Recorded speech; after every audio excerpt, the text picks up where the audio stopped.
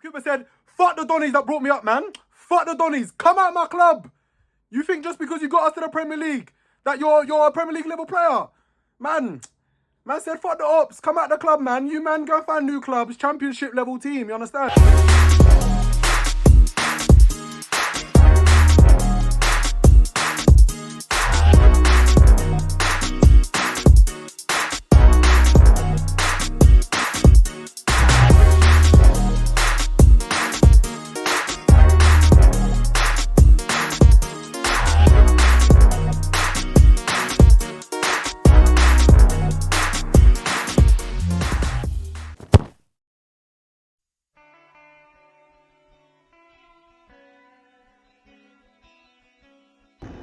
So, in terms of Liverpool's best and worst signings, I think best signings we're looking at Darwin Núñez and Fabio Carvalho. Fabio Carvalho is the one that's shown the most promise. He's probably also the youngest, or maybe Calvin, I'm not sure.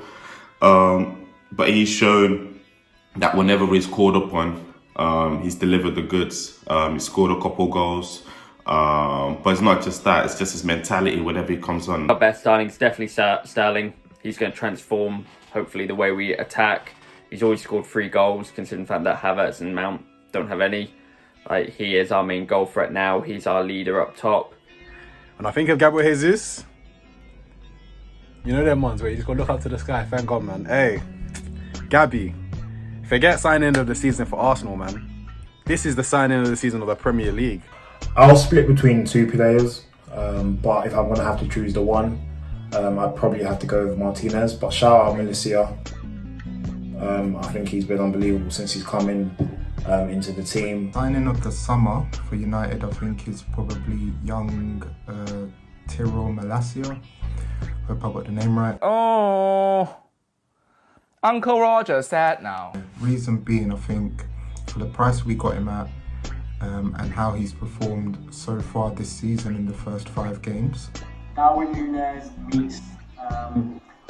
We needed a striker for years, like alongside Origi. He's a main number 9 target man, will score goals. I'd probably say Cucurella as well. I think it is an overpay, but you can see the La Masia education in the way that passes the ball, the way he moves into space and drifts. I think it's fantastic. Darwin Núñez, the 9-to-5 worker, no technician. You know, he's shown what he can do from a goal scoring perspective and from a, you know, just being a general nuisance in the box perspective. But because of that red card as well, against Anderson, we haven't seen much of him. I'd probably have to go with Martinez, simply because obviously all the scrutiny he came with, given the fact he's a centre back with quite a small centre back by definition. I even had my doubts, especially after the game against Brentford. Gabriel Jesus, man, already in the league, 3 assists, 2 league goals, 3 league goals, I beg your pardon. Hey man, 3 league goals, 3 assists in 5 games? Come on, man. I mean, he's already averaging a goal or assist return a game. For me, it's either Man City or it's Nottingham Forest. I think Spurs have done well to, again, they've addressed key areas. They've given money to Conte to spend. But overall, best window, I think Newcastle probably win it. They added another striker who's been needed in Alexander Isak. They probably overpaid for £63 million or whatever it is. But they've added Nick Pope, who I think is a top keeper. He's a top 4 keeper. Man City because, yeah, they've just signed the cherry on top of the icing. Pardon? In Haaland, I think for the last couple of seasons, even though they've won the league, I think that everyone's always said that if there's one thing that's missing in that City team, was a striker that's going to put the half chances away or the harder chances away. We have to show Nottingham Forest love, man, on a real one, man. I cannot lie. Emmanuel Dennis, hey, another manager, my brother. This window has to go to City, just for Haaland. That's just a stupidly good signing. We've already seen it. He's so dominant. The kid's born to score goals. Yes, City, for some reason they let go of a lot of first team players, but they still look a scary sight. And then they've added Sven Botman, another centre back who will make a difference. Hopefully he will replace Jamal Nassau, who is trash, to be nice. And you know, bringing in the likes of Jed Spence, Perisic, which I think is a big signing for them going into the Champions League, masses of experience, and also bringing in Basuma, who I think eventually will take over Højbjerg. And then we're talking about Jesse Lingard, one of the most mercenary deals I have ever seen in my life. 200k 1 year. My man basically said, hey, don't at me in it. Deuces if you man get relegated in it, because I'm dipping, I'm bouncing. The honourable mentions have to go out for someone like Arsenal, Jesus Zinchenko. We haven't seen Fabio Vieira yet, but just those first two guys on the trot, they look transformed. But, hey man, you gotta respect it in it, man. Man, hey, what did RV say, man? Man, you have to admit. And I'd give it to Spurs simply because I think they have a strategy, and they've definitely backed the manager in the last, this window so far. I think they've signed like 7 players, and some very, very good players in that too. Think of the best signing, I have to say Haaland. Again, I've just said it earlier, but the guy's a monster. The guy's a genuine monster. It's scary how good he is, and he's taken no time at all to adapt. We were like, you know what, that Bundesliga tax, if I speak I'll be in big trouble, but hey man, there's no Bundesliga tax here, my brother. There's no Bundesliga tax when it comes to Erling Braut Haaland. That man is a shooter from the land of evil. I don't know where my man came from. Ain't no way my man's Norwegian, bro. Certain man that came from the Bundesliga came to the Prem for more money than him are still trying to find their feet in the Premier League, you get me? But this guy, Bundesliga tax does not exist with him, so you get me? What he's doing is stupid already. I think if he stays fit, we could be looking at some astronomical numbers at the end of the season in terms of goal returns. So yeah, Erling Haaland, and it's probably not even close for me, has to be the signing of the window, man. Yeah, Haaland's been probably the best signing so far. Given context-wise too, I think they only got him for 65 mil.